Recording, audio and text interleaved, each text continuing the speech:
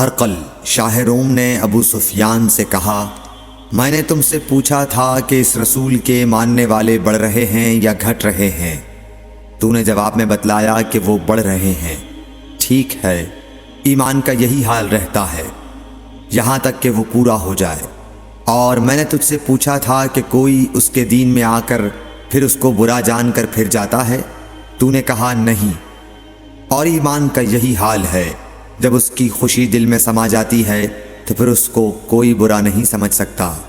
صحیح بخاری حدیث نمبر 51۔ حضور اکرم صلی اللہ علیہ وسلم فرماتے تھے، حلال کھلا ہوا ہے اور حرام بھی کھلا ہوا ہے، اور ان دونوں کے درمیان بعض چیزیں شبے کی ہیں جن کو بہت لوگ نہیں جانتے کہ حلال ہیں یا حرام۔ پھر جو کوئی شبے کی چیزوں سے بھی بچ گیا اس نے اپنے دین اور عزت کو بچا لیا، اور جو کوئی ان شبے کی چیزوں میں پڑ گیا اس کی مثال اس چرواہے کی ہے جو شاہی محفوظ چراگاہ کے آس پاس اپنے جانوروں کو چرائے۔ وہ قریب ہے کہ کبھی اس چراگاہ کے اندر گھس جائے اور شاہی مجرم قرار پائے۔ سن لو، ہر بادشاہ کی ایک چراگاہ ہوتی ہے، اللہ کی چراگاہ اس کی زمین پر حرام چیزیں ہیں، پس ان سے بچو۔ اور سن لو، بدن میں ایک گوشت کا ٹکڑا ہے، جب وہ درست ہوگا سارا بدن درست ہوگا، اور جہاں بگڑا سارا بدن بگڑ گیا۔ سن لو، وہ ٹکڑا آدمی کا دل ہے۔ صحیح بخاری حدیث نمبر 52۔ عبد القیس کا وفد جب حضرت صلی اللہ علیہ وسلم کے پاس آیا تو آپ نے پوچھا کہ یہ کون سی قوم کے لوگ ہیں یا یہ وفد کہاں کا ہے؟ انہوں نے کہا کہ ربیعہ خاندان کے لوگ ہیں۔ آپ صلی اللہ علیہ وسلم نے فرمایا، مرحبا اس قوم کو یا اس وفد کو، نہ ذلیل ہونے والے نہ شرمندہ ہونے والے، یعنی ان کا آنا بہت خوب ہے۔ وہ کہنے لگے، اے اللہ کے رسول صلی اللہ علیہ وسلم، ہم آپ کی خدمت میں صرف ان حرمت والے مہینوں میں آ سکتے ہیں، کیونکہ ہمارے اور آپ کے درمیان مضر کے کافروں کا قبیلہ آباد ہے۔ پس آپ ہم کو ایک ایسی قطعی بات بتلا دیجئے جس کی خبر ہم اپنے پچھلے لوگوں کو بھی کر دیں جو یہاں نہیں آئے، اور اس پر عمل درآمد کر کے ہم جنت میں داخل ہو جائیں۔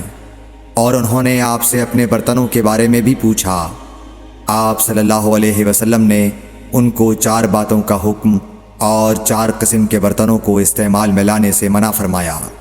ان کو حکم دیا کہ ایک اکیلے خدا پر ایمان لاؤ۔ پھر آپ صلی اللہ علیہ وسلم نے پوچھا کہ جانتے ہو ایک اکیلے اللہ پر ایمان لانے کا مطلب کیا ہے؟ انہوں نے کہا کہ اللہ اور اس کے رسول ہی کو معلوم ہے۔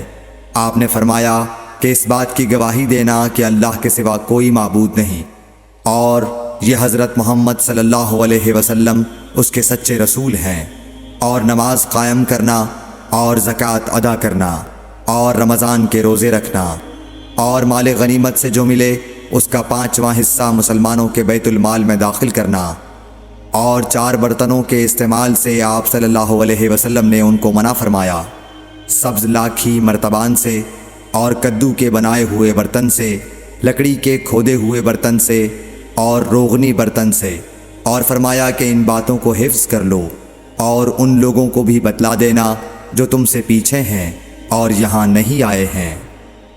صحیح بخاری حدیث نمبر 53۔ حضرت صلی اللہ علیہ وسلم نے فرمایا، عمل نیت ہی سے صحیح ہوتے ہیں یا نیت ہی کے مطابق ان کو بدلہ ملتا ہے، اور ہر آدمی کو وہی ملے گا جو نیت کرے گا۔ پس جو کوئی اللہ اور اس کے رسول کی رضا کے لیے ہجرت کرے اور اس کی ہجرت اللہ اور اس کے رسول کی طرف ہوگی، اور جو کوئی دنیا کمانے کے لیے یا کسی عورت سے شادی کرنے کے لیے ہجرت کرے گا تو اس کی ہجرت انہی کاموں کے لیے ہوگی۔ صحیح بخاری حدیث نمبر 54۔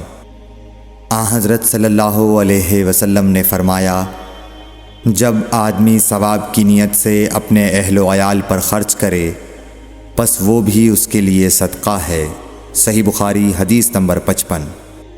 حضرت صلی اللہ علیہ وسلم نے فرمایا، بے شک تو جو کچھ خرچ کرے اور اس سے تیری نیت اللہ کی رضا حاصل کرنی ہو تو تجھ کو اس کا ثواب ملے گا، یہاں تک کہ اس پر بھی جو تو اپنی بیوی کے منہ میں ڈالے۔ صحیح بخاری حدیث نمبر 56۔ جریر بن عبداللہ رضی اللہ تعالی عنہ نے کہا کہ حضرت صلی اللہ علیہ وسلم سے میں نے نماز قائم کرنے اور زکوٰۃ ادا کرنے اور ہر مسلمان کی خیر خواہی کرنے پر بیعت کی۔ صحیح بخاری حدیث نمبر 57۔ جس دن مغیرہ بن شعبہ حاکم کوفہ کا انتقال ہوا تو جریر بن عبداللہ رضی اللہ تعالی عنہ خطبے کے لیے کھڑے ہوئے اور اللہ کی تعریف اور خوبی بیان کی اور کہا تم کو اکیلے اللہ کا ڈر رکھنا چاہیے، اس کا کوئی شریک نہیں، اور تحمل اور اطمینان سے رہنا چاہیے اس وقت تک کہ کوئی دوسرا حاکم تمہارے اوپر آئے، اور وہ ابھی آنے والا ہے۔ پھر فرمایا کہ اپنے مرنے والے حاکم کے لیے دعائے مغفرت کرو، کیونکہ وہ مغیرہ بھی معافی کو پسند کرتا تھا۔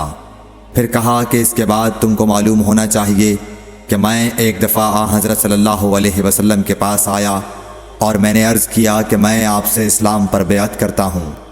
آپ نے مجھ سے ہر مسلمان کی خیر خواہی کے لیے شرط کی، پس میں نے اس شرط پر آپ سے بیعت کر لی۔ پس اس مسجد کے رب کی قسم کہ میں تمہارا خیر خواہ ہوں۔ پھر استغفار کیا اور ممبر سے اتر آئے۔ صحیح بخاری حدیث نمبر 58۔ ایک بار حضرت صلی اللہ علیہ وسلم لوگوں میں بیٹھے ہوئے ان سے باتیں کر رہے تھے، اتنے میں ایک دیہاتی آپ کے پاس آیا اور پوچھنے لگا کہ قیامت کب آئے گی۔ آپ صلی اللہ علیہ وسلم اپنی گفتگو میں مصروف رہے۔ بعض لوگ جو مجلس میں تھے کہنے لگے آپ صلی اللہ علیہ وسلم نے دیہاتی کی بات سنی لیکن پسند نہیں کی، اور بعض کہنے لگے کہ نہیں بلکہ آپ نے اس کی بات سنی ہی نہیں۔ جب آپ اپنی باتیں پوری کر چکے تو میں سمجھتا ہوں کہ آپ صلی اللہ علیہ وسلم نے یوں فرمایا، وہ قیامت کے بارے میں پوچھنے والا کہاں گیا؟ اس دیہاتی نے کہا حضور میں موجود ہوں۔ آپ نے فرمایا کہ جب امانت ایمانداری دنیا سے اٹھ جائے تو قیامت قائم ہونے کا انتظار کر۔ اس نے کہا ایمانداری اٹھنے کا کیا مطلب ہے؟ آپ صلی اللہ علیہ وسلم نے فرمایا کہ جب حکومت کے کاروبار نالائق لوگوں کو سونپ دیے جائیں تو قیامت کا انتظار کر۔